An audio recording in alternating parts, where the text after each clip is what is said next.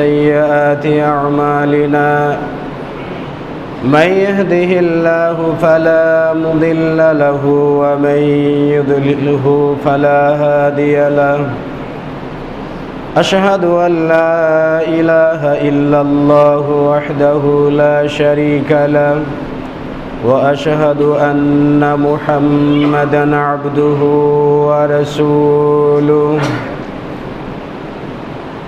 أما بعد فأعوذ بالله من الشيطان الرجيم يا أيها الذين آمنوا اتقوا الله حق تقاته ولا تموتن إلا وأنتم مسلمون يا أيها الناس اتقوا ربكم الذي خلقكم من نفس واحدة وخلق منها زوجها وبث منهما رجالا كثيرا ونساء واتقوا الله الذي تساءلون به والأرحام إن الله كان عليكم رقيبا يا أيها الذين آمنوا اتقوا الله وقولوا قولا سديدا يصلح لكم أعمالكم ويغفر لكم ذنوبكم ومن يطع الله ورسوله فقد فاز فوزا عظيما أما بعد فإن أصدق الحديث كتاب الله وأحسن الهدي هدي محمد صلى الله عليه وسلم وشر الأمور محدثاتها وكل محدثة بدعة وكل بدعة ضلالة وكل ضلالة في النار أما بعد أعوذ بالله من الشيطان الرجيم يا أيها الناس إنا خلقناكم من ذكر وأنثى وجعلناكم شعوبا وقبائل لتعارفوا إن أكرمكم عند الله أتقاكم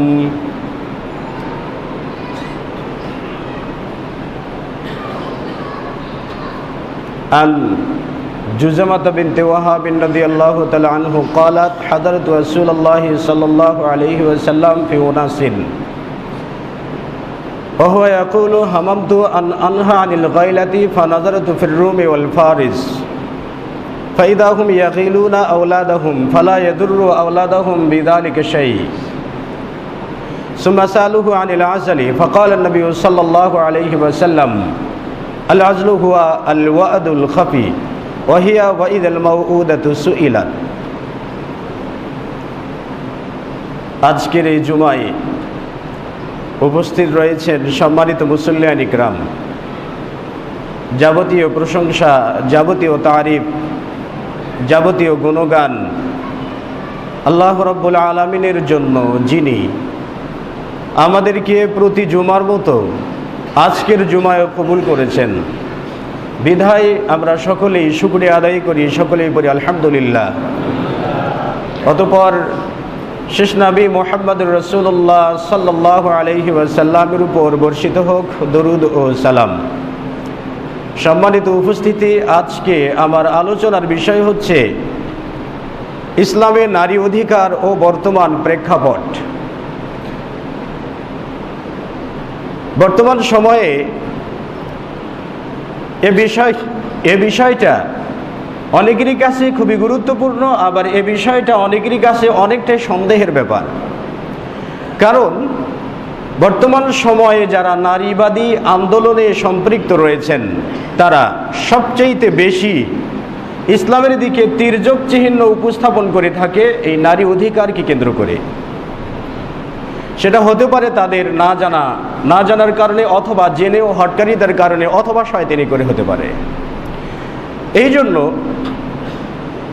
আমি আপনাদের সামনে আজকের দিনে পারলে শেষ করতে পারলে আলহামদুলিল্লাহ, না পারলে আমি নারী অধিকার সম্পর্কে এ বিষয়ে পূর্ণাঙ্গ আলোচনা আমি আপনাদের সামনে উপস্থাপন করতে চাই। ওমা তাওফীক ইল্লা বিল্লাহ। এ বিষয়ে যে সকল ক্ষেত্রে ইসলামের শত্রুরা বা যে সকল ক্ষেত্রে নাস্তিক্যবাদেরা বা যে সকল ক্ষেত্রে সেকুলারেরা ইসলামকে সবচেয়ে বেশি দোষারোপ করে থাকে, সে বিষয়গুলো হলো নারীর ব্যাপারে এবং নারী অধিকারের ব্যাপারে যে বিষয়গুলো নিয়ে ব্যাপক সমালোচনা হয়, মূলত সে বিষয়গুলোকে আমার আলোচনার মাঝে উপস্থাপন করার চেষ্টা করব ইনশাআল্লাহ। এবং সেই সাথে সমালোচনার জায়গাগুলো কোনগুলো, এই জায়গাগুলো উপস্থাপন করব এবং তা স্বল্প পরিসরে হলেও তার সমাধান ব্যক্ত করার চেষ্টা করব। আমার বিচারে বা আমার বিশ্লেষণে নারী অধিকারকে 6 ভাগে ভাগ করা যেতে পারে। প্রথমত, নারীর জন্মগত অধিকার। দ্বিতীয়, নারীর প্রতিপালনের অধিকার। তৃতীয়, নারীর শিক্ষার অধিকার। চতুর্থ, নারীর অর্থনৈতিক অধিকার। পঞ্চম, নারীর বৈবাহিক অধিকার। ষষ্ঠ, নারীর তালাকের অধিকার। তো এ বিষয়গুলো নিয়েই সাধারণত সমালোচকরা ইসলামের সমালোচনা করে থাকেন। তো সেই সমালোচনাগুলো আদৌ যৌক্তিক কি অযৌক্তিক, এ বিষয়গুলো উপস্থাপন করার চেষ্টা করব। আর বিশেষ করে নারীবাদী আন্দোলনের প্রবক্তা যারা, তারা হয়তোবা সতী সাধবী যে নারীগুলো রয়েছে, আমাদের মা বোনদেরকে বিভ্রান্ত করার চেষ্টা করা হয়ে থাকে। আপনারা সকলেই জানেন বা সকলেই অবগত আছেন যে নবী সাল্লাল্লাহু আলাইহি ওয়াসাল্লামের আগমনের পূর্বে এই নারী জাতির কোনো মূল্যায়ন ছিল না। একজন পুরুষ চাইলে 10টি উপপত্নী রাখতে পারত, অর্থাৎ উপবউ রাখতে পারত। একজন স্ত্রী আছে, তার সঙ্গে শুধু দেহ ভোগ করার জন্য আরও 10টি মহিলাকে তারা রাখতে পারত। অনুরূপভাবে যে কোনো মহিলাকে যে কোনো জায়গায় যে কোনো কাজে বিক্রি করতে পারত, যে কোনো ব্যক্তির কাছে তারা বিক্রি করতে পারত। এমনকি যদি কোনো মহিলার ঋতুস্রাব হতো, তাহলে সেই মহিলাকে বাড়ি থেকে বের করে দেওয়া হতো। বাড়ির থেকে অনেক দূরে কোথাও একটা তাঁবু খেটে রেখে আসা হতো, সেখানে না থাকতো তার খাবার, না থাকতো তার পরিচর্যা, না থাকতো পানীয়। এই সবগুলো ছিল জাহিলি জামানার নমুনা বা এই সবগুলো ছিল জাহিলি জামানার কাজ। কিন্তু ইসলাম এসে নারীদেরকে তাদের অপমান থেকে, তাদের লাঞ্ছনা থেকে ইসলাম এসে তাদেরকে মুক্তি দিলেন। এবং জাহিলি জামানায় নারীদেরকে জীবন্ত পুঁতে ফেলা হতো, নারীদেরকে জীবন্ত পুঁতে ফেলা হতো। এমনকি যদি কোনো গর্ভে নারী সন্তান রয়েছে, এটা যদি সেই সময়ের সমাজপতিরা জানতে পারত, তাহলে মায়ের পেট থেকে বাচ্চাকে বের করার ব্যবস্থা করত, অথবা মা এবং বাচ্চা দুজনকেই হত্যা করা হতো। কিন্তু ইসলামের যুগ যখন চলে আসে, আল্লাহ রাসূল সাল্লাল্লাহু আলাইহি ওয়াসাল্লাম এই পৃথিবীতে আসলেন তাদেরকে মুক্তি দেবার জন্যই। এই মর্মে আল্লাহ রাব্বুল আলামিন বলেন যে, ইয়া আইয়ুহান নাসু তাকু রাব্বাকুমুল্লাযী খালাকাকুম মিন নাফসিন ওয়াহিদা। হে মানব জাতি, তোমরা আল্লাহ তাআলাকে ভয় করো। আল্লাযী খালাকাকুম মিন নাফসিন ওয়াহিদা, যিনি তোমাদেরকে এক আত্মা থেকে সৃষ্টি করেছেন। এক আত্মা থেকে সৃষ্টি করেছেন এবং জোড়ায় জোড়ায় সৃষ্টি করেছেন। তো এক আত্মা থেকে সৃষ্টি করলেন, এর থেকে কি বোঝা যায় যে নারী এবং পুরুষ একই আত্মা থেকে এসেছে। তো ওয়াত্তাকুল্লাহাল্লাযী তাসাআলুনা বিহি ওয়াল আরহাম, এবং তোমরা যে বিষয়ে একে অপরকে বিতর্ক করো সেই বিষয়ে আল্লাহ তাআলাকে ভয় করো, এবং আত্মীয়তার সম্পর্কের ক্ষেত্রেও আল্লাহ রাব্বুল আলামিনকে ভয় করো, নিশ্চয়ই তিনি তোমাদের উপরে সংরক্ষক। তাহলে আল্লাহ তাআলা এক আত্মা থেকে জোড়ায় জোড়ায় মানুষকে পৃথিবীতে পাঠালেন। আত্মা ছিল একটা, সেটি হলো আদম আলাইহিস সালাতু ওয়াস সালাম। আদম আলাইহিস সালাতু ওয়াস সালাম থেকে হাওয়া আলাইহিস সালাতু ওয়াস সালামকে সৃষ্টি করলেন এবং সেখান থেকে পৃথিবীর সকল মানব মণ্ডলীকে সৃষ্টি করলেন। আরেকটি আয়াতে আল্লাহ রাব্বুল আলামিন বলেছেন যে, হে মানব জাতি, তোমরা আল্লাহ রাব্বুল আলামিনকে ভয় করো, যিনি তোমাদেরকে সৃষ্টি করেছেন নারী এবং পুরুষ থেকে। মিন যাকারি ওয়া উনসা, পুরুষ এবং নারী থেকে যিনি তোমাদেরকে সৃষ্টি করেছেন। উদ্দেশ্য ছিল একটা, ওয়া জাআলনাকুম কাবাইল, তোমাদেরকে গোত্রে গোত্রে তিনি সৃষ্টি করবেন। লিতাআরাফু, যাতে তোমরা একে অপরকে পরিচয় করতে পারো, একে অপরকে চিনতে পারো। তাহলে এই আয়াত থেকেও পাওয়া যায় যে জোড়ায় জোড়ায় আল্লাহ তাআলা মানুষকে সৃষ্টি করেছেন, একজন মানুষ থেকে সৃষ্টি করেছেন সবগুলোকে। তাহলে একই আদমের সন্তান, একই হাওয়ার সন্তান নারী এবং পুরুষ, তাহলে উভয়ের মাঝে কি কোনো বিভেদ থাকতে পারে বা উভয়ের মাঝে কি কোনো পার্থক্য থাকতে পারে? থাকতে পারে না। তবে হ্যাঁ, কিছু ক্ষেত্রে আল্লাহ সুবহানাহু ওয়া তাআলা তিনি নিজে পার্থক্য করে দিয়েছেন। যেমন যদি মানবদেহের পুরুষের ক্যালোরি এবং মহিলার ক্যালোরি যদি হিসাব করা হয়, তাহলে প্রায় পুরুষের দেহে ক্যালোরি রয়েছে প্রায় 2600-রও বেশি, আর মহিলার দেহে সেই পরিমাণে রয়েছে প্রায় 1950.44। এই ক্ষেত্রে দেখা যায় যে হরমোনের দিক থেকে মহিলারা পিছনে, মগজের ওজনের দিক থেকে মহিলারা পিছনে, দৈহিক গঠনের দিক থেকে মহিলারা পিছনে। আচ্ছা, সবচাইতে সুনামধন্য একজন মুষ্টিযোদ্ধা ছিলেন মোহাম্মদ আলী। আচ্ছা, পৃথিবীর কোনো মহিলা যদি সারাদিন গরুর কাঁচা গোশত খায়, কাঁচা গোশত খেয়ে যদি সে মুষ্টিযোদ্ধায় প্রশিক্ষণ নেয়, তাহলে কি কোনো পুরুষের সঙ্গে মুষ্টিযোদ্ধায় সে টিকে থাকতে পারবে? পারবে না। কারণ তবিয়াতগতভাবে, বাস্তবিকভাবে মহিলাদেরকে আল্লাহ সুবহানাহু ওয়া তাআলা দুর্বল করে সৃষ্টি করেছেন। তো কতগুলো বিষয়ে পার্থক্য রয়েছে, এই পার্থক্যগুলো কোনো মহিলা দূর করতে পারবেন না। কারণ কোনো মহিলা চাইলেই তার বুকের স্তনকে দূর করতে পারবেন না, আবার কোনো পুরুষ চাইলেই তার বুকের স্তন গজাতে পারবেন না। কোনো মহিলা চাইলেই তার লিঙ্গকে পরিবর্তন করে পুরুষের লিঙ্গ ধারণ করতে পারবেন না, আবার কোনো পুরুষ চাইলেই মহিলার লিঙ্গ ধারণ করতে পারবেন না। তো এই বিষয়গুলো, যে বিষয়গুলো আল্লাহ রাব্বুল আলামিন নিজেই তিনি অনেকটা উঁচু নিচু করে দিয়েছেন, সেই ক্ষেত্রে মানুষের করার কিছু নেই। তো যা হোক, মানুষদেরকে নারীদেরকে যে জীবন্ত পুঁতে ফেলা হতো, এই মর্মে ইসলাম আসার পরে নারীদেরকে জন্মগত অধিকার দিলেন, যেটা জাহিলি জামানায় ছিল না। জাহিলি জামানায় নারীরা জন্মগ্রহণ করতে পারতো না। বর্তমানে ইন্ডিয়াতে নারীদের জন্মগ্রহণ করার কোনো অধিকার নেই ইন্ডিয়ার সাংবিধানিকভাবে। সে বিষয় নিয়ে পরে আসছি। আল্লাহ রাব্বুল আলামিন তিনি বলেছেন যে ওয়াইদাল মাউউদাতু সুইলাত বিআই যামবিন কুতিলাত। আল্লাহ তাআলা বলেন যে যখন জীবন্ত প্রথিত কন্যাকে, জীবন্ত কবর দেওয়া কন্যা শিশুকে জিজ্ঞাসা করা হবে বিআই যামবিন কুতিলাত, কোন অপরাধে এই মহিলাকে, এই কন্যা শিশুকে হত্যা করা হয়েছে, কোন অপরাধে তাকে হত্যা করা হয়েছে। এই জীবন্ত প্রথিত কন্যা শিশুর ব্যাপারে যখন জিজ্ঞাসা করা হবে, তখন মানুষ কি জবাব দেবে? এই আয়াতে কারিমার ব্যাখ্যায়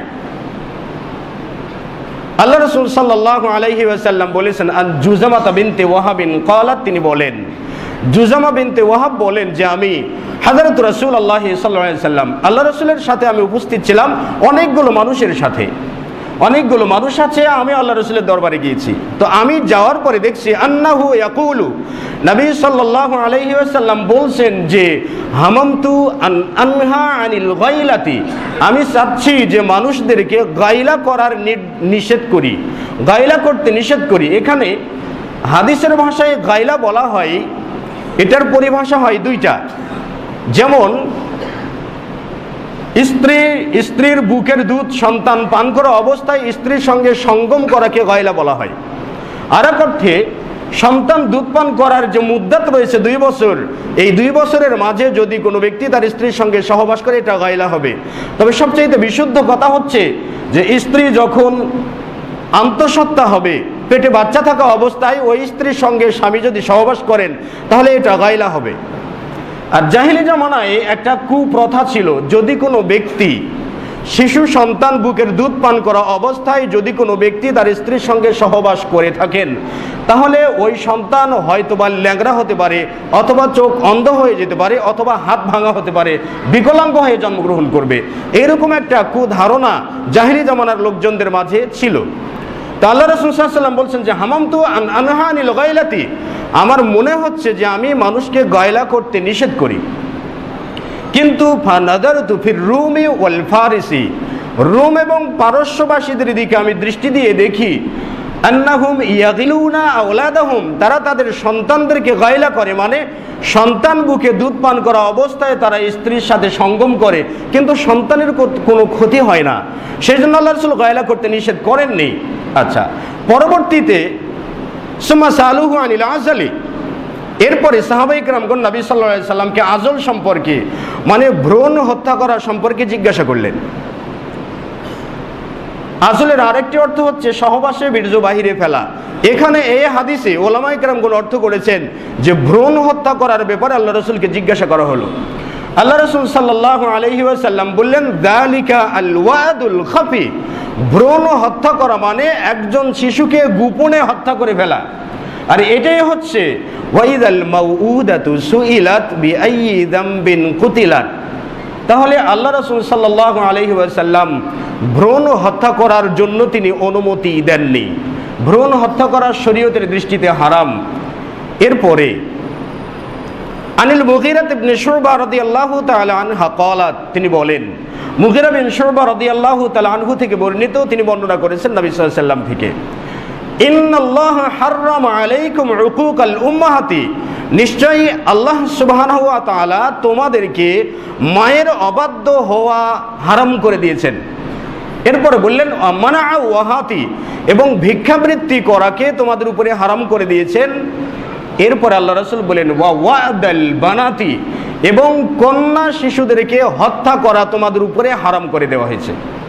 তাহলে যদি কোনো ব্যক্তি হারাম কাজে লিপ্ত হয়ে থাকেন, তাহলে সে ব্যক্তি হারাম কাজের কারণে পাপী হবে, আর পাপী হলে সে ব্যক্তির এই পাপের কারণেই তাকে জাহান্নামে যাওয়া লাগতে পারে। আল্লাহ রাব্বুল আলামিন অন্য জায়গাতে বলেছেন যে লা তাকতুলু আওলাদাকুম খাশিয়াতা ইমলাকিন, তোমরা তোমাদের সন্তানদেরকে খাদ্য খাওয়ানোর ভয়ে হত্যা করো না, কারণ আমি তাদেরকে এবং তোমাদেরকে জীবিকা দিয়ে থাকি। মানে সন্তানকেও জীবিকা আল্লাহ তাআলা দিবেন, বাবাকেও জীবিকা আল্লাহ তাআলা দিবেন, বাপ দাদা 14 গোষ্ঠীকে আল্লাহ তাআলা জীবিকা দিবেন। তাহলে আপনি আপনার সন্তানকে হত্যা করবেন কিসের আশায়, বা কি হতাশা আপনার ভিতরে আছে যে আপনি তাকে খাওয়াতে পারবেন না? আল্লাহ রাসূল সাল্লাল্লাহু আলাইহি ওয়াসাল্লামকে এক ব্যক্তি এসে জিজ্ঞাসা করলেন, ইয়া রাসূলুল্লাহ সাল্লাল্লাহু আলাইহি ওয়াসাল্লাম, আইয়ুদ যানবি আকবার ইনদাল্লাহ, আল্লাহ রাব্বুল আলামিনের কাছে কোন পাপটা সবচাইতে বড়? আল্লাহ রাসূল সাল্লাল্লাহু আলাইহি ওয়াসাল্লাম বললেন যে আনতাদুল্লাহ নিদ্দান ওয়া হুয়া খালাকাকা, আল্লাহর সাথে অন্য কাউকে শরীক করা যিনি তোমাকে সৃষ্টি করেছেন। লোকটি আবার জিজ্ঞাসা করছেন, ইয়া রাসূলুল্লাহ সুম্মা আইয়ুন, তারপরে কোন গুনাহটা সবচাইতে মারাত্মক? আল্লাহ রাসূল সাল্লাল্লাহু আলাইহি ওয়াসাল্লাম বললেন, আন তাকতুলা ওয়ালাদাকা খাশিয়াতা আন ইয়াতঈমা মাআকা, তোমার নিজ সন্তানকে হত্যা করা এই ভয়ে যে সন্তান তোমার সাথে খাদ্য খাবে। সন্তানের খাবার তুমি জোগাড় করতে পারবে না, 2, 4, 10টা সন্তান হয়ে গেলে আপনি কি করে তাকে পালবেন? এই ভয়ে আপনার সাথে সন্তান খাবে, এই জন্য সন্তানকে হত্যা করা, এটাই হচ্ছে সবচাইতে বড় কাবিরা গুনাহ, শিরকের পরেই যার অবস্থান। কারণ লোকটি পরপর দুবার জিজ্ঞাসা করছেন কোন গুনাহ সবচাইতে বড়, আল্লাহ রাসূল বললেন শিরক করা সবচাইতে বড়। এরপরে লোকটি জিজ্ঞাসা করছেন তারপরে কোন গুনাহ সবচাইতে বড়, আল্লাহ রাসূল বললেন আন তাকতুলা ওয়ালাদাকা খাশিয়াতা ইয়াতীমা মাআকা, নিজ সন্তানকে খাদ্য খাওয়ানোর ভয়ে হত্যা করা, এটি হলো সবচাইতে বড় গুনাহ। তাহলে নিজ সন্তানকে হতে পারে মায়ের পেটে হত্যা করুন, অথবা জন্মগ্রহণ করার পরে হত্যা করুন, যেইভাবে হত্যা করা হোক না কেন, নিজ সন্তানকে হত্যা করলে এটা চরম একটা অন্যায়। যে অন্যায়টা আমাদের সমাজেও আছে এবং বর্তমান বিশ্বেও আছে। তো জাহিলি জামানায় কন্যা সন্তানকে হত্যা করা হতো, জীবন্ত পুঁতে ফেলা হতো, মানে জন্মগ্রহণ করার পরেই মেরে ফেলা হতো। জন্মগ্রহণ করার পরে যদি জানা যেত সন্তানটা মেয়ে, তাহলে তাকে হত্যা করা হতো। কিন্তু বর্তমানে ইন্ডিয়াতে প্রতিদিনে প্রায় 3000-এরও বেশি ভ্রূণ হত্যা করা হয়। যখন সন্তানের মায়ের পেটকে আলট্রাসোনোগ্রাম করার পরে জানা যায় যে এর পেটে যে সন্তানটা আছে মেয়ে সন্তান, তখনই সেটাকে হত্যা করে দেওয়া হয় মেডিসিনের মাধ্যমে, যে কোনো উপায়ে। প্রতিদিনে 3000-এরও বেশি ভ্রূণ হত্যা করা হয় বর্তমানের ইন্ডিয়াতে। তারা আমাদেরকে আদর্শবাণী শোনায়, তারা আমাদেরকে নসিহত করে, তারা আমাদেরকে উন্নয়নের রোল মডেল হতে চায়, তারা সাম্রাজ্যবাদী হতে চায়, অনেক কিছু হতে চায়। কিন্তু আপনি একটু হিসাব করে দেখুন, যদি প্রতিদিনে 3000-এরও বেশি ভ্রূণ হত্যা করা হয় শুধু ইন্ডিয়াতে, তাহলে 3000-কে 365 দিয়ে আপনি গুণ দিন, তাহলে আপনার সংখ্যাটা আসবে 10,95,000। তাহলে প্রতি বছরে 10,95,000 কন্যা শিশুকে হত্যা করা হয় ইন্ডিয়াতে, সেটাকে যদি আপনি হিসাব করেন তাহলে প্রত্যেকটা মিনিটে 2টিরও বেশি করে কন্যা সন্তানকে হত্যা করা হয়। তার মানে এখানে আবার খুতবার সময় 20 মিনিট হয়েছে, এই 20 মিনিটে প্রায় 45 থেকে 50টি কন্যা শিশুকে ইন্ডিয়াতে হত্যা করা হয়ে গেছে। আপনি তাদের কাছে কাদের কাছে আদর্শ শিখবেন? আপনি তাদেরকে পূজা করবেন। হয়তোবা ইন্ডিয়া হয়তো অনেক কিছু, বড় কিছু দেশ, বাংলাদেশকে অনেক কিছু দেয়, সেটা আমি বলছি না। তবে বাংলাদেশকে কন্যা শিশু হত্যা করার উপরে উদ্বুদ্ধ করে এটা বলতে পারি। 1971 সালের আদমশুমারি অনুযায়ী যে হিসাবটি পাওয়া যায়, সেই সময় মানে 1971 সালে ইন্ডিয়াতে প্রতি 1000 জন পুরুষের বিপরীতে মহিলার সংখ্যা ছিল 972 জন। অর্থাৎ 1000 জন পুরুষ যদি বিয়ে করতে যান তাহলে 28 জন পুরুষ তারা বিয়ে করতে যেয়ে বউ খুঁজে পাবেন না। 1981 সালের আদমশুমারি অনুযায়ী যে একটি রিপোর্ট পাওয়া যায়, সেখানে প্রতি 1000 ইন্ডিয়াতে পুরুষের বিপরীতে ছিল 934 জন মহিলা। 1991 সালের আদমশুমারির হিসাব অনুযায়ী পাওয়া যায় যে 1000 পুরুষের বিপরীতে ইন্ডিয়াতে মহিলার সংখ্যা রয়েছে মাত্র 927 জন, অর্থাৎ 73 জন মহিলা অনুপস্থিত। তার মানে 1000 পুরুষ যদি বিবাহ করতে চান, প্রত্যেকটা পুরুষ যদি একটি করেই বিয়ে করতে চান, তাহলে কমপক্ষে 73 জন পুরুষ কোনো ধরনের কোনো স্ত্রী পাবেন না। তাহলে অবশ্যই সেই পুরুষদেরকে অবৈধ পথে অন্যের স্ত্রীকে ভোগ করতে হবে, অবশ্যই অন্যের স্ত্রীকে ভোগ করতে হবে। আর অন্যের স্ত্রীকে ভোগ করা তো কোনো ব্যাপার না।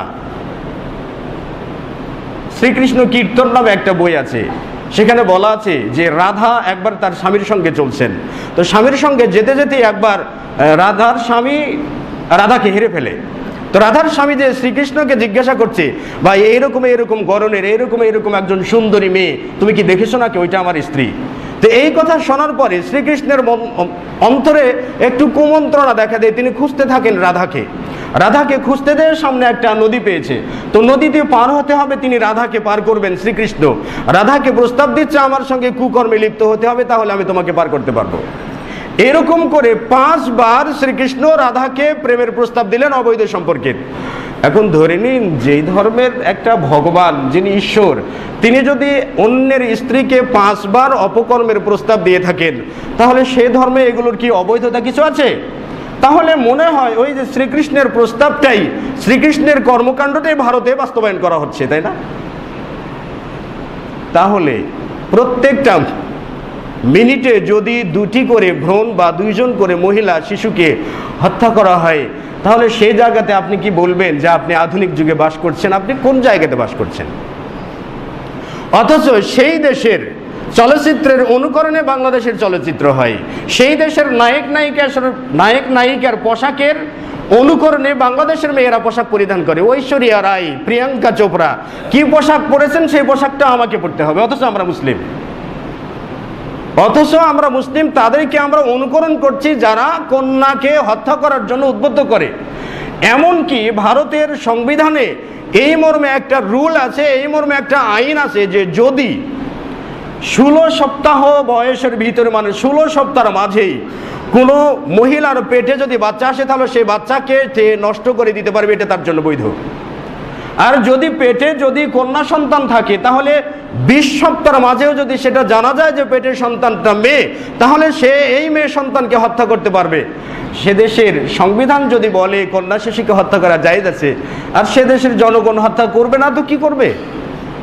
এখন আমরা মানছি, আবার তাদেরকে রোল মডেল হিসাবে, আমরা তাদেরকেই হিরো হিসেবে উপস্থাপন করছি। অনেকেরই কাছে তো আবার ইন্ডিয়া তো আবার ভগবান তুল্য, মানে ভগবানকে যতটা শ্রদ্ধা না করে, ইন্ডিয়াকে তার চাইতেও বেশি শ্রদ্ধা করে।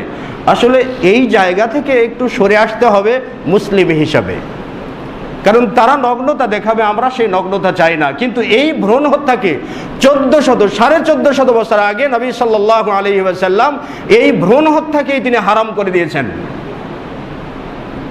এই ভ্রূণ হত্যাকে আল্লাহ রাসূল সাল্লাল্লাহু আলাইহি ওয়াসাল্লাম 1400 বছর আগে তিনি হারাম করে দিলেন।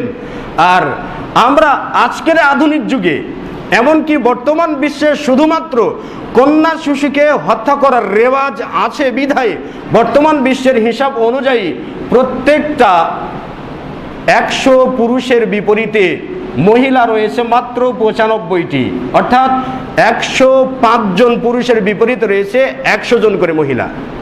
এটা বাংলাদেশেও সংখ্যায় কম রয়েছে, কারণ 2014 সালের আদমশুমারি অনুযায়ী যেই রিপোর্টটা আমরা পেয়েছিলাম, আমরা যে বিভিন্নভাবে যে রিপোর্টটা পেয়েছিলাম সেই রিপোর্টটাকে একত্র করলে দেখা যায় যে বাংলাদেশেও মেয়ের সংখ্যা কম রয়েছে পুরুষের চাইতে।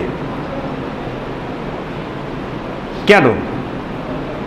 আপনারা কয়েকদিন আগে হয়তো বা জেনেছিলেন ফাইজা, এই যে ফাইজা হাসপাতাল থেকে নাম নিয়ে বের হলো, পত্রিকার হেডলাইনে এসেছে। ফাইজাকে কোথায় পাওয়া গেছে?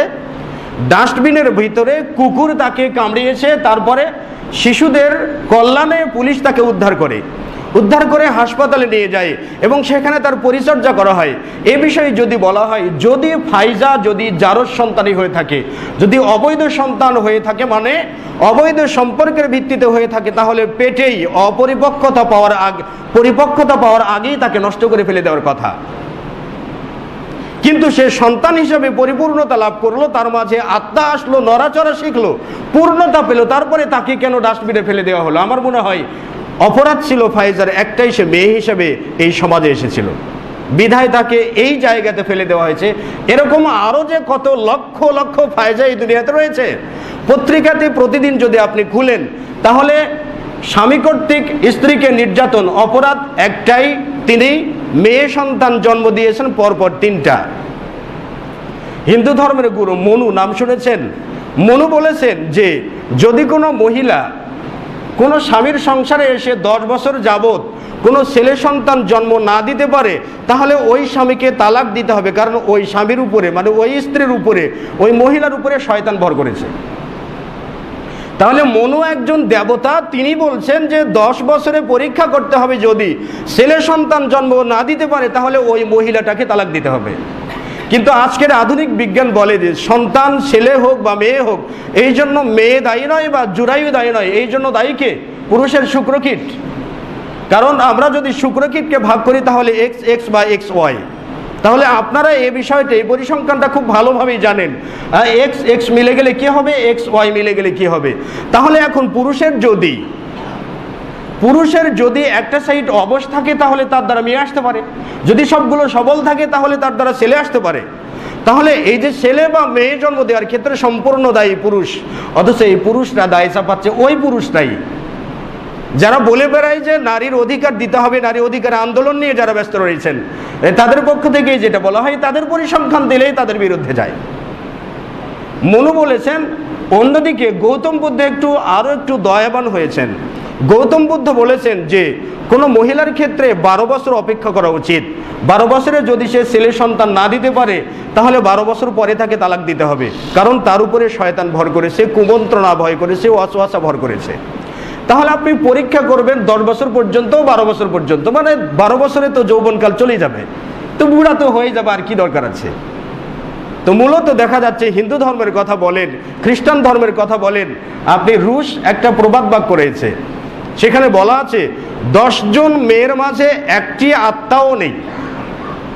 দেখুন, 10টা কন্যা শিশুর মাঝে একটি আত্মাও নেই। পুরুষের প্রত্যেকটা ব্যক্তির মাঝে একটা করে আত্মা আছে, আর 10টি নারীর মাঝে একটি আত্মা আছে, সেটা আবার কখনো কখনো নাই।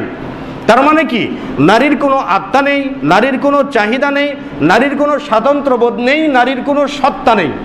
আস্তাগফিরুল্লাহ ওয়া আতুবু ইলাইহি। তাহলে নারী জাতিকে যারা ধর্মীয়ভাবে অবমাননা করছে, ওই গৌতম বুদ্ধ অবমাননা করছে, হিন্দুরা অবমাননা করছে, ইহুদিরা অবমাননা করছে, খ্রিস্টানরা অবমাননা করছে, আপনি তাদের সমালোচনা করছেন না। ইসলাম যাদেরকে অধিকার দিলেও আপনি তাদেরই সমালোচনা করছেন। তার মানে আপনি গৌতম বুদ্ধের কাছ থেকে, মানে বুদ্ধদের কাছ থেকে, হিন্দুদের কাছ থেকে মাসে কত টাকা ঘুষ পান, যে জন্য আপনি ইসলামের বিরুদ্ধে লেগেছেন? কত টাকা আপনাকে দেওয়া হয় ইহুদিদের পক্ষ থেকে, যে কারণে আপনি ইসলামের বিরুদ্ধে লেগেছেন, যে ইসলাম ভ্রূণ হত্যা করাকে 1400 বছর আগে হারাম করে দিয়েছে।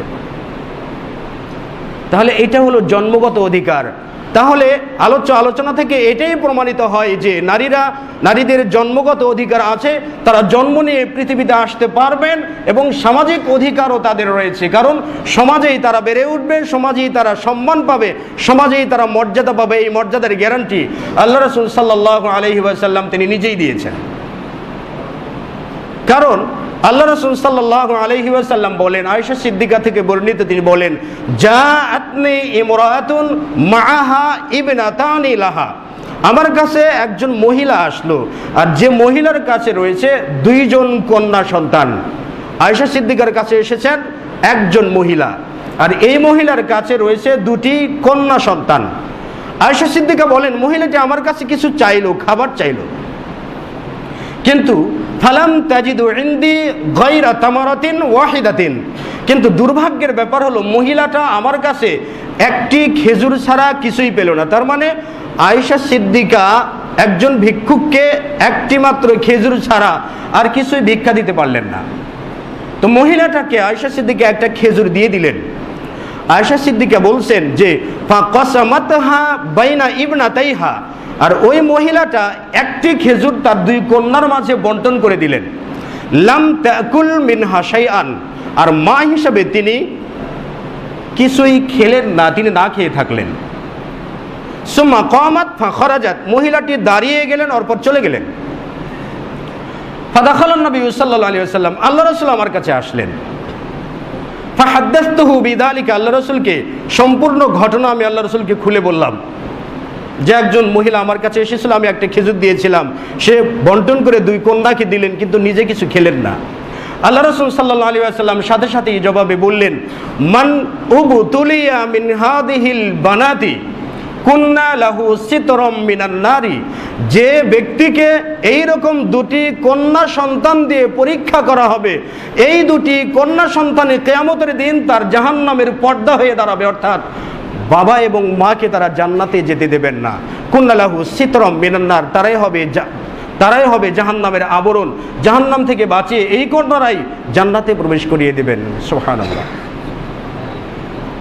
আনাস রাদিয়াল্লাহু তাআলা আনহুর বর্ণনায় রয়েছে, সহিহ মুসলিমে আছে, সেখানে আনাস রাদিয়াল্লাহু তাআলা আনহু বলেন যে আল্লাহ রাসূল সাল্লাল্লাহু আলাইহি ওয়াসাল্লাম বলেছেন, মান আলা জারিয়াতানি, যে ব্যক্তি 2টো কন্যা সন্তানকে প্রতিপালন করবে, ওয়া আহসানা ইলাইহিন্না, অতঃপর তাদের সঙ্গে উত্তম আচরণ করবে, ওয়া আদ্দাবাহুন্না, তাদেরকে আদব শিক্ষা দিবে, ওয়া জাওয়াজাহুন্না, এবং তাদেরকে বিবাহ বন্ধনে আবদ্ধ করে দিবে, কুন্না লাহু সিতরাম মিনান নার, এই কন্যারাই তার জন্য হবে জাহান্নামের পর্দা, অর্থাৎ জাহান্নাম থেকে তারা আবরণ সৃষ্টি করে রাখবে।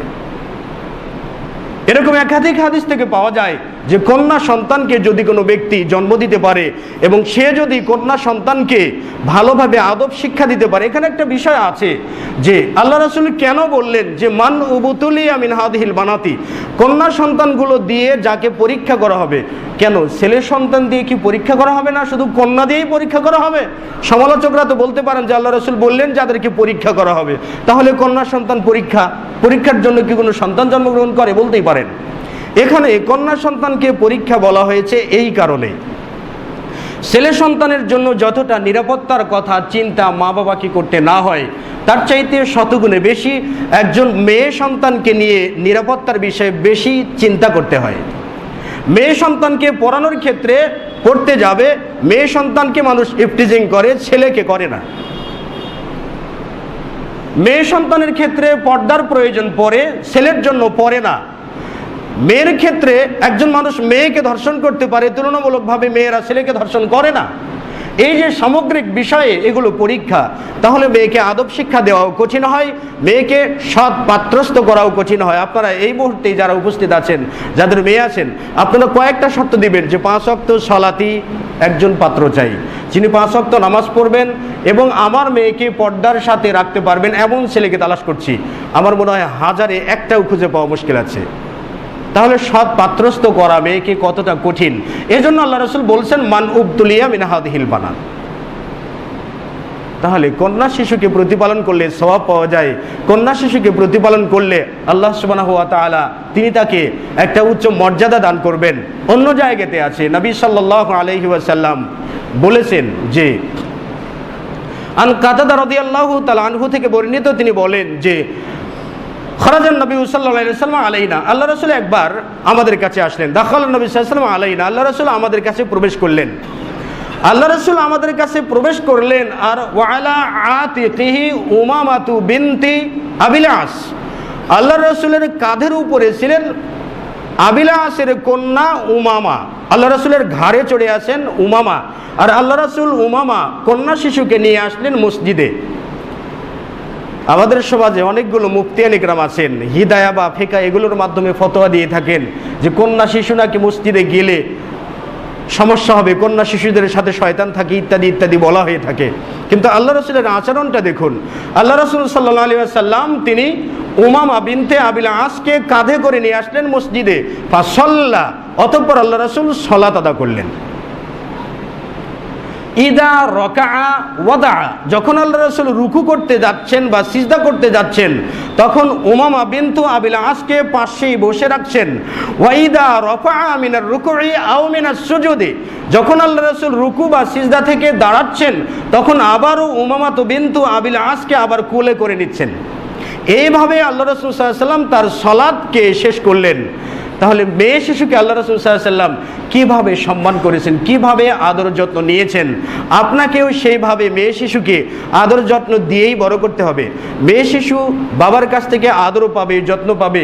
একজন ছেলে যতটা অধিকার ভোগ করছে ততটাই মেয়ে অধিকার ভোগ করবে। এটা কি মেয়ের পাওনা নয়? এটা কি মেয়ের সামাজিক অধিকার নিশ্চিত করে না? যেমনিভাবে ছেলেরা সমাজে শ্রদ্ধা পাবে, সম্মান পাবে, স্নেহ পাবে, বড়দের স্নেহ পাবে, ছোটদের শ্রদ্ধা পাবে, তেমনি একজন মেয়েও তিনিও সমাজে ছোটদের শ্রদ্ধা পাবে, বড়দের সম্মান পাবে। তাছাড়াও মায়ের জাতি, মেয়েরা তো মায়ের জাতি, কিন্তু এই মায়ের জাতির থেকে তাদেরকে একেবারে নিচু পর্যায়ে নিয়ে দেওয়া হচ্ছে বিভিন্ন উপায়ে, বিভিন্ন উপায়ে। যেমন আপনি একটা বাল্ব, মানে যে ইলেকট্রিক বাল্ব, এই বাল্বের আপনি কি করবেন, অ্যাড দেবেন, বাল্বের একটা কোম্পানি অ্যাড দেবে। তাহলে এই বাল্ব ধরে কি একজন মেয়ে মানুষকে দাঁড়িয়ে থেকে অ্যাড দিতে হবে? আপনি যদি এক জায়গাতে বলে দেন যে এই বাল্বটা খুব জ্বলে, জ্বলতে জ্বলতে আপনার চোখ ঝাপসা করে দিতে পারে, তাহলে কি এটা প্রচার হবে না? সেই জায়গা থেকে একটা মহিলাকে রেখে দিতে হবে, মহিলাটা ধরে আছে, আর আপনি ওই তার নিচে লিখে দিলেন এটি খুব জ্বলে। এখন বাল্বটাই বেশি জ্বলে না মেয়েটাই বেশি জ্বলে? এখন আপনি অ্যাড দিলেন কার? বাল্বের অ্যাড দিলেন নাকি মহিলার অ্যাড দিলেন? এগুলো শুধুমাত্র মহিলাদেরকে নিচে নামানোর জন্য একটা হীন চক্রান্ত, যেটা পশ্চিমা বিশ্ব থেকে প্রচার করিয়ে বেড়ানো হয়। যেখান থেকে মহিলাদের অধিকারের কথা বলা হয়, সেই জায়গাতেই প্রতি 6 জনে একজন করে ধর্ষিত হয় তার সহকর্মীর দ্বারা।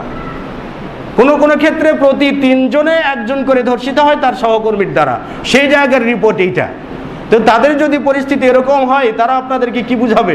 আমি নিজেই যদি উলঙ্গ থাকি, তাহলে আমি আপনাকে কাপড় পরিধান করার নসিহত করতে পারবো? আপনার সামনে লাঠি থাকলে লাঠি দিয়ে মার দেবেন, যদি চাপাতি থাকে তাহলে আপনি আমাকে কোবাবেন, যদি চাইনিজ কুড়াল থাকে তাহলে আপনি আমাকে হত্যা করবেন, যদি আমি যেটা না করছি সেটা যদি আমি আপনাকে বলি। কিন্তু বর্তমান সময়ে এটাই করিয়ে দেখানো হচ্ছে। তাহলে মেয়েদের জন্মগত অধিকার শরীয়ত কর্তৃক স্বীকৃত, যেটা বর্তমান সমাজ তাদেরকে দিচ্ছে না। বর্তমান সমাজ মানে অত্যাধুনিক সমাজ, যেটা আধুনিক সমাজ নামে পরিচিত, মূলত আধুনিক নামে জাহিলি জামানার সমাজ, যেটা বর্তমান জন্মগ্রহণ করেছে এটা। এরপরে নারীদের সামাজিক অধিকার আছে, নারীরা বেড়ে উঠবে। কিন্তু ইন্ডিয়াতে এই নারীকে, এই মহিলা কন্যা শিশু যখন জন্মগ্রহণ করে, তখন এই কন্যা শিশুকে হাসপাতালে 10 দিন যাবৎ রাখা হয়, যাতে কন্যা শিশুটা মারা যায়। 10 দিন যাবৎ রাখা হবে যাতে কন্যা শিশুটা মারা যায় না খেয়ে, এই জন্য হাসপাতালে রেখে আসা হয়। এই জন্য হাসপাতাল কর্তৃপক্ষরা বিরক্ত। হাসপাতাল কর্তৃপক্ষের থেকে বিভিন্ন ধরনের রিপোর্ট পাওয়া যায়। সেখানে কি নারীর কি সামাজিক অধিকার দেওয়া হলো, নাকি নারীকে হেয় বা লাঞ্ছিত করা হলো? আর ইসলাম সেখানে, আল্লাহ রাসূল সাল্লাল্লাহু আলাইহি ওয়াসাল্লাম সেখানে তিনি নিজে কন্যা শিশুকে যত্ন করেছেন, যত্ন করে লালিত পালিত করেছেন। ফাতেমা রাদিয়াল্লাহু তাআলা আনহাকে তিনি যেমন তিনি স্নেহ করেছেন। অন্য জায়গাতে হাদিসে আসছে যে আল্লাহ রাসূল সাল্লাল্লাহু আলাইহি ওয়াসাল্লাম মসজিদে খুতবা দিচ্ছেন। খুতবা দেওয়া অবস্থায় একবার হাসান রাদিয়াল্লাহু তাআলা আনহু এবং হুসাইন রাদিয়াল্লাহু তাআলা আনহুমা দুইজনে আল্লাহ রাসূলের দিকে এগিয়ে আসছেন। আল্লাহ রাসূল সাল্লাল্লাহু আলাইহি ওয়াসাল্লাম তাদেরকে দুইজনেই তুলে 2 কোলে নিলেন। 2 শিশুকে কোলে তুলে নিয়ে তিনি খুতবা দিলেন।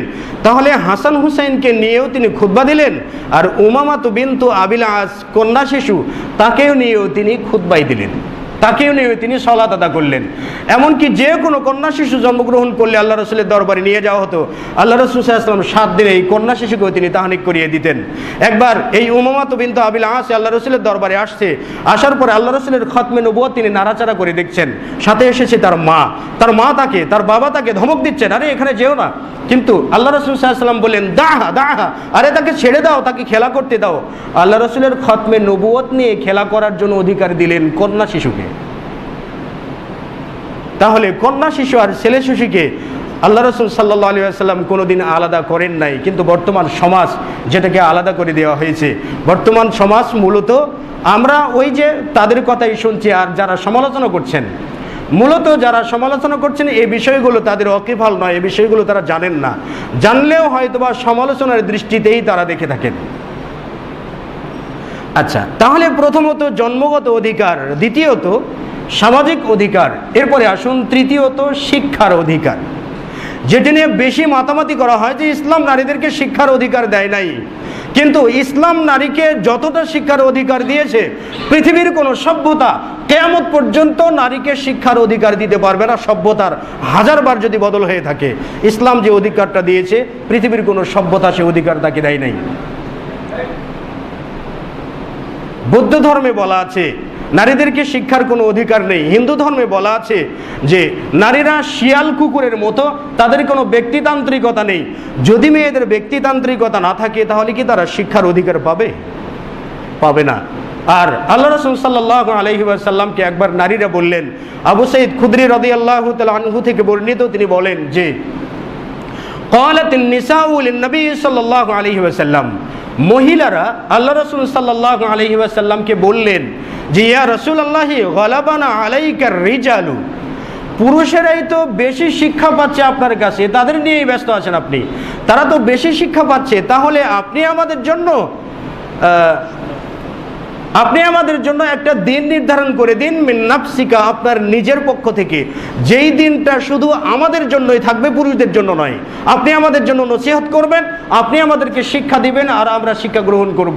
এমন একটা দিন, সপ্তাহে একটা দিন আমাদের জন্য নির্ধারণ করে দিন।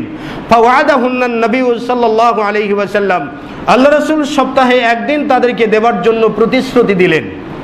তাহলে সপ্তাহে একদিন আল্লাহ রাসূল নারীদেরকেও হাদিস শিক্ষা দিতেন।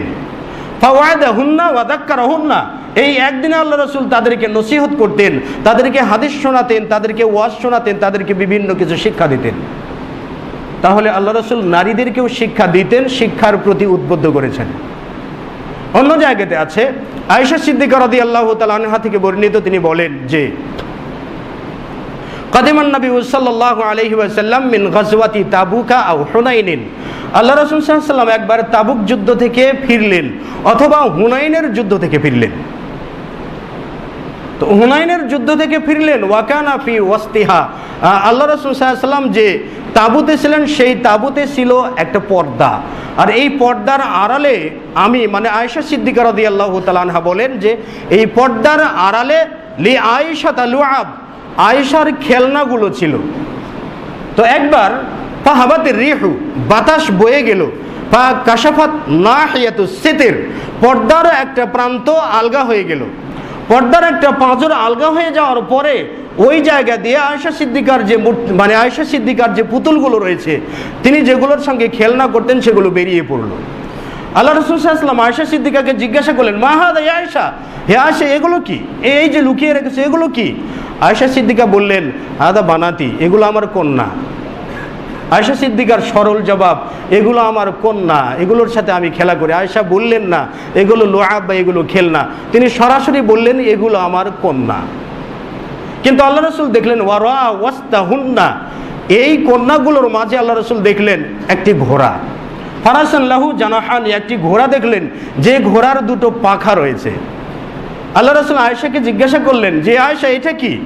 তো আয়েশা সিদ্দিকা বললেন যে এটা তো ঘোড়া। তো আল্লাহ রাসূল বললেন ফারাসুন ওয়ালাহু জানাহানি, আরে ঘোড়ারও কি আবার দুটো পাখা থাকে নাকি? আমি তো জানি না ঘোড়ার কি পাখা থাকে। আয়েশা সিদ্দিকা রাদিয়াল্লাহু তাআলা আনহার একটা বুদ্ধিদীপ্ত জবাব, একটা শিক্ষণীয় জবাব, সেটি হচ্ছে যে আর রাইতা আও আলিমতা, আপনি কি জানেন না আন্নালি সুলাইমানা খয়লান, নিশ্চয়ই সুলাইমান আলাইহিস সালাতু ওয়াস সালামের জন্য একটা ঘোড়া ছিল। আর ওয়ালাহা আজনিহাতুন, সুলাইমানের যে ঘোড়া ছিল সেই ঘোড়ার তো অনেকগুলো পাখা ছিল। তা আপনি দুটো পাখা দেখে ভড়কে গেছেন, সুলাইমানের তো অনেকগুলো পাখা ছিল ঘোড়ার, তাহলে সেই পাখার কথা আপনি জানেন না? আয়েশা সিদ্দিকার এমন বুদ্ধিদীপ্ত জবাব শুনে আল্লাহ রাসূল ফাদাহিকান নবী সাল্লাল্লাহু আলাইহি ওয়াসাল্লাম, আল্লাহ রাসূল মুস্কি হাসলেন। আয়েশা সিদ্দিকা বলেন, রাআইতু হাত্তা রাআইতু নাওয়াজিজাহু, এমনকি আল্লাহ রাসূলের মারির পাঁজরের দাঁতগুলো আমি দেখতে পেলাম। আয়েশা সিদ্দিকা তাহলে সুলাইমান আলাইহিস সালাতু ওয়াস সালাম সম্পর্কে বেশ ইতিহাস তিনি জেনেছেন, পূর্ব থেকেই জানতেন, বা এই বিষয়গুলো তিনি কখনো শিক্ষা পেয়েছেন। তাহলে বোঝা যায় যে শরীয়ত ছাড়াও আনুষঙ্গিক যে দুনিয়ার চলার মতো বিষয়, এ বিষয়গুলো মহিলারা জানতে পারেন, তাদেরকে জানানো যেতে পারে। তাহলে মহিলারা তো শিক্ষা অর্জন করতে পারবেন। এমনকি আয়েশা সিদ্দিকা রাদিয়াল্লাহু তাআলা আনহা তিনি নিজেই 2210টি হাদিস তিনি মুখস্থ করেছেন এবং তিনি সানাদ সহ বর্ণনা করেছেন। তাহলে আয়েশা সিদ্দিকার হাদিস মুখস্থ ছিল 2210টি। বর্তমানের নারীরা কি 500টি হাদিসও মুখস্থ করতে পারবেন না? আর আপনি বলবেন যে মহিলাদের জন্য পড়াশোনা জায়েজ নেই, বলে দিন তাহলে মহিলারা কথাই শিখবে। উম্মে সালমা রাদিয়াল্লাহু তাআলা আনহা তিনি 32 জন মহিলাকে তিনি হাদিস শিক্ষা দিতেন। 32 জন মহিলাকে হাদিস শিক্ষা দিয়ে তিনি তাদেরকে শিক্ষিত করেছেন। আয়েশা রাদিয়াল্লাহু তাআলা আনহা তিনি আল্লাহ রাসূলের কাছ থেকে জানতেন এবং অন্যান্য মহিলাদেরকে তিনি জানিয়ে দিতেন। তাহলে মহিলারা নিজেরা জানবেন এবং অপরকে জানিয়ে দিতে পারবেন, নিজে শিক্ষিত হবে, অন্যকেও শিক্ষিত করতে পারবেন। তবে নারী পুরুষ সকলেরই ক্ষেত্রেই ধর্মশিক্ষা করা সবার আগে শিখতে হবে। তবে হ্যাঁ, এখানে একটা বিষয়, আয়েশা সিদ্দিকা তার বাড়িতেই শিখেছেন, এটা আভ্যন্তরীণ ব্যাপার। বর্তমান সময়েও ঢাকাতে ধরে নিন, ঢাকাতে ভার্সিটি রয়েছে, জগন্নাথ বিশ্ববিদ্যালয় রয়েছে, জাহাঙ্গীরনগর বিশ্ববিদ্যালয় রয়েছে, ঢাকা ভার্সিটি রয়েছে। এরপরে যদি সরকারি কলেজগুলো আপনি হিসাব করেন তাহলে অগণিত সরকারি কলেজ রয়েছে বাংলাদেশে। আচ্ছা, যদি আপনারা নারীবাদী আন্দোলনের নেত্রী যারা রয়েছেন তাদেরকে যদি বলা হয় যে যদি সত্যি আপনারা নারীর শিক্ষাকে উন্নয়ন করতে চান, তাহলে আপনারা নারীর শিক্ষার আগে আপনি কেন নারীদের শিক্ষার জন্য একটা উন্মুক্ত, একটা খোলা পরিবেশ আপনারা সরকারের কাছে চাচ্ছেন না? আপনারা কেন বলছেন না যে ছেলেদের জন্য যদি 5টি ভার্সিটি হয় তাহলে ওই শহরে মহিলাদের জন্য আলাদা 2টি ভার্সিটি হতে হবে? আপনারা কেন বলছেন না যে একটা শহরে যদি পুরুষদের জন্য যদি 10টি সরকারি বিশ্ববিদ্যালয় হয়ে থাকে তাহলে মহিলাদের জন্য কমপক্ষে হলে 5টি সরকারি কলেজ হতে হবে? কেন আপনারা এই দাবি তুলছেন না? কেন আপনারা অযথা বলছেন ইসলাম মহিলাদেরকে শিক্ষিত করতে চায় না? কেন আপনারা এই কথা বলছেন? মহিলা ভার্সিটিতে মহিলা ছাত্রী হবে আর মহিলারা শিক্ষক হবেন, অসুবিধা কোথায় আছে? কারণ এখানে আপনাদের হয়তো একটু ঢেকে থাকতে হবে। পুরুষদেরকে আপনাদের বড় বড় জিনিস, মানে বড় বড় যে বিষয়গুলো আছে আপনাদের যে গুরুত্বপূর্ণ, যেগুলো ঢাকা বাঞ্ছনীয়, যেগুলো ঢাকা ফরজ, সেগুলো আপনাদের হয়তো বা পুরুষদেরকে দেখিয়ে তাদেরকে আকৃষ্ট করতে পারবেন। আর আল্লাহ রাসূল সাল্লাল্লাহু আলাইহি ওয়াসাল্লাম বলছেন, নিসাউন কাসিয়াতুন আরিয়াতুন মুমিলাতুন মাইলা, ওই সকল নারীরাই হলো জাহান্নামী যারা পোশাক পরিধান করার পরেও বিবস্ত্র, পুরুষদেরকে নিজেদেরকে আকৃষ্ট করে, নিজেরাও পুরুষদের দিকে আকৃষ্ট হয়। লাম ইয়াজিদনা রিহাল জান্নাতি, তারা জান্নাতের সুগন্ধও পাবে না, অথচ জান্নাতের সুগন্ধ 40 বছরের দূরত্ব থেকে পাওয়া যায়। তো তারা হয়তো বা ওই হাদিসের প্রতি আমল করতে চান, মানে পোশাক পরেও নগ্ন থাকবেন, পিঠ বের করে। কলিগ রয়েছে হয়তো বা সহকারী শিক্ষক যারা রয়েছেন তাদের সঙ্গে খোশ মেজাজে থাকবেন। নারী পুরুষের শিক্ষাটা একত্রে থাকার কারণে আপনারা পত্রিকাতে দেখেছেন বিভিন্ন টিচার ছাত্রীদেরকে ধর্ষণ করার পরে সে মামলা খেয়েছে। পরিমল নামে একজন প্রসিদ্ধ শিক্ষক আছে, তাই না? আরও বিভিন্ন মাস্টার রয়েছে। তো এগুলো জন্ম হলো কোত্থেকে? এগুলো জন্ম হয়েছে নারী পুরুষের এক সঙ্গবাস এবং শিক্ষালয় বা পাঠশালা একত্র থাকার কারণে এগুলো প্রবলেম বা এগুলো সমস্যা। যদি তাদের শিক্ষাকে আলাদা করে দেওয়া হয়, যদি সত্যিকার অর্থে নারীদেরকে তাদের উচ্চ আসনে বসিয়ে দিতে চান, তাহলে ভার্সিটি তাদের জন্য আলাদা করা উচিত, এমনকি আলাদা করা ফরজ। যেমন প্রাইমারি স্কুল যদি ছেলেদের জন্য হতে পারে, বালিকা প্রাইমারি স্কুল হতে পারে, বালিকা হাই স্কুল হতে পারে, বালক হাই স্কুল হতে পারে, এবং বালিকা কলেজ হতে পারে, বালক কলেজও হতে পারে, পুরুষদের জন্য ভার্সিটি হতে পারে, মহিলাদের জন্য ভার্সিটি হতে পারে, সেইটাতে আপনারা যাবেন না। এক জায়গাতে ক্লাস করবেন আর মুসকি মুসকি হাসবেন, আর ইসলামের বিরুদ্ধে বদনাম করতে খুব ভালো লাগে, খুব আরাম পাওয়া যায়, তাই না? তাহলে ইসলাম নারীদেরকে এমন কোনো অধিকার দেয় নাই। এরপরে আরেকটি অধিকার নিয়ে কথা বলা হয় যে মহিলাদেরকে অর্থনৈতিকভাবে অধিকার ইসলাম নারীদেরকে দেয় নাই। তো আজকে সময় নেই, অর্থনৈতিক অধিকারটা আরও সবচাইতে বেশি আনন্দদায়ক। মহিলাদেরকে আল্লাহ রাসূল সাল্লাল্লাহু আলাইহি ওয়াসাল্লামের পক্ষ থেকে, আল্লাহর পক্ষ থেকে অর্থনৈতিকভাবে এতটাই স্বাবলম্বী করা হয়েছে, যেই স্বাবলম্বীটা একজন পুরুষকে করা হয় না। তো এই অধিকার নিয়ে আজকে সময় শেষ, আগামী জুমায় আলোচনা করার জন্য চেষ্টা করবে ইনশাআল্লাহ। আমরা সর্বশেষ এই সিদ্ধান্তে আসতে পারি, ইসলাম নারীদেরকে অপমানিত করে নাই। ইসলাম নারীদেরকে কন্যা হিসাবে, শিশু হিসাবে, কৈশোর জীবন হিসাবে, ছাত্রী হিসাবে, শিক্ষিকা হিসাবে একটা অনন্য জায়গাতে নিয়ে গেছে, যেটা আদম থেকে শুরু করে নিয়ে কিয়ামত পর্যন্ত এমন কোনো সভ্যতা পৃথিবীতে আসবে না যেই সভ্যতা নারীদেরকে অন্য একটা জায়গাতে বা তার চাইতে উঁচু কোনো জায়গাতে নিয়ে যেতে পারে। আল্লাহ রাব্বুল আলামিন আমাদেরকে, বিশেষ করে পুরুষদেরকে বলছি, আমরা যাতে নারীদের যথাযথ অধিকারগুলো, যথাযথ হকগুলো আমরা আদা করতে পারি, আল্লাহ রাব্বুল আলামিন আমাদেরকে সেই তৌফিক দান করুন। ওয়া আখিরি দাওয়ানা আলহামদুলিল্লাহ।